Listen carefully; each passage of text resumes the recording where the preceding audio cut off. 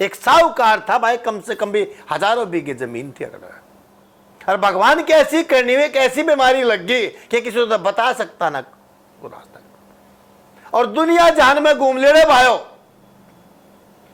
कोई बड़े तो बड़ा वैद्य नहीं छोड़ा, बड़े तो बड़ा डॉक्टर नहीं छोड़ा, बड़े तो बड़ा कोई शाना नहीं छोड़ा, जो मिल गया सबके पास गया, पर कोई रास्ता नहीं निकला उसका। और 10-12 साल तो बहुत परेशान। एक दिन भगवान की ऐसी करनी हुई उस नगरी में जिसमें वो जमींदार था, एक संत आ गया। संत आया तब कहा करे भाई तेल की मसौदी ने खड़की, उसका तो वाई चसक भाई कि तो रास्ता लेकर जा, मैं ठीक हो जाऊं। वो जमींदार पहुंच गया उसके पास, जाकर लगा महाराज मैं बड़ा परेशान हूं। बेटा क्या बात है कि बताती तो भाभी रोऊं बेटा। बोला बता की बात है कि मैं रोजाना मल विसर्जन के लिए जाऊं ना तो शरीर में से आग निकले है, खून निकले, आग निकले है, और ऐसा हो अगर रोजाना मरूं मैं दो में, सुबह भी शाम, ऐसी गंदी बीमारी है। तो संत ने ध्यान लगा कर बोला किसी का कर्जा लेकर ना दियो कि ना महाराज। अरे किसी का हक खाया हो, बोला ना महाराज। को दुख दिया हो किसी ने, बोला ना महाराज। किसी तो मारा पिटा हो, ज्यादा दुखी कराया हो तने, बोला ना महाराज। अरे देख ले किसी का हक खाया हो। जब यह हक की बात आई तो आंख नीची करके बैठ गया। अरे को दिल दुखाया हो किसी का, कोई तो बात करी होगी जो तेरे प्रतिफल मिला इसका।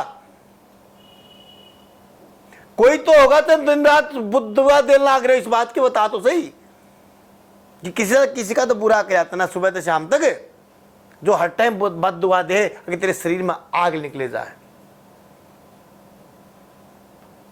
कहने लगे महाराज मैं तो एक काम गलत हो रहा है। बोला वो के? अगर मेरे छोटे भाई की विधवा है, उसने मैंने हिस्सा नहीं दिया। और वो हिस्सा इसलिए नहीं दिया कि इतनी बड़ा जमींदार है मेरा, अगर वो हिस्सा दे दिया तो वो अपने भाईयान दे देगी। कहने लगा भाई कागरा किसी का खाओगे ना तो नुकसान तो देना ही पड़ेगा, बीमारी तो आवे की। बोला जी कुछ समाधान? बोला हाँ है। गए जमाने की बात थी, ने बोला 100 रुपया महीना उसने पहुंचाना चालू कर दे तो ठीक हो जाएगा। बोला ठीक है महाराज। कह कहते आ गया और कुछ पैसे हर महीने देना चालू कर दिए उसने, उसके खर्चे लायक। 2 महीने पाछे फिर संत के पास गया कि महाराज। बोले हाँ भाई बोल किसा है? अगर महाराज 75% तो मैं ठीक हूं, 75% तो मैं ठीक हूं। बोले ना भाई तो 100% ठीक होना था, बात क्या है? कहने लगे तो कितना पैसा बचाए हो? अके महाराज मैं तो 75 रुपया रोजाना के बचाया, हर महीने के बचाया करो। 75 रुपया भाई ठीक से भाई, जैसा वो होगा वैसा काट लेगा। मैंने 100 रुपया का तू 75 भेजा तो 75% तो ठीक होगा, 25 तो फिर भी भुगतना पड़ेगा। तो क्या समझ में आई? अरे किसी का हक खागा तो दुख देगा, दुख मिलेगा कितना चला जा।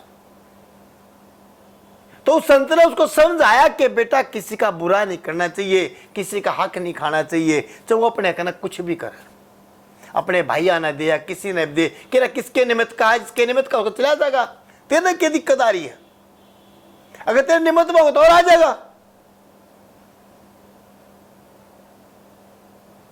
तो उसने क्या किया भाइयों, अपने जो गांव में जो उसने अपनी जो भाभी बुलाई, उसके भाई बुलाए और उसका पूरा जो है पूरा बांट के दे दियो।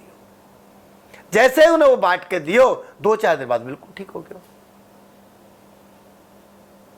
तो भाई सोच लो कि थे इतना बुरा कर्म करना आ गए कि मुंह बंद अंडना आ गए। ये कर्म ही तो है कि आज की इस कंडीशन में आ गए हो कि थारा मुंह बंद कहा कर रहे, मुंह छुपा के भाग गए। तुम तो मुंह छुपा के घुमला रहे, क्यों घुमला रहे हो? कि कर्म ही ऐसा करना रहे कि मुंह छुपाना पड़ रहे हो है। इसलिए बार बार कहूं कि बेटा भगवान का भजन करो। जब भगवान का भजन करोगे तो कहता ना, वैदिक मंत्रों में, हमारे मंत्रों में इतनी ताकत है, इस भजन में इतनी ताकत है कि बीमारी अपने आप नष्ट होती चली जा रहा। कहा करें, एक घर में हवन होता हो तो 4 ग्राम और खुशबू जाया करे ना। अरे एक घर में भजन होता हो तो 4 ग्राम और उसका फल जागा।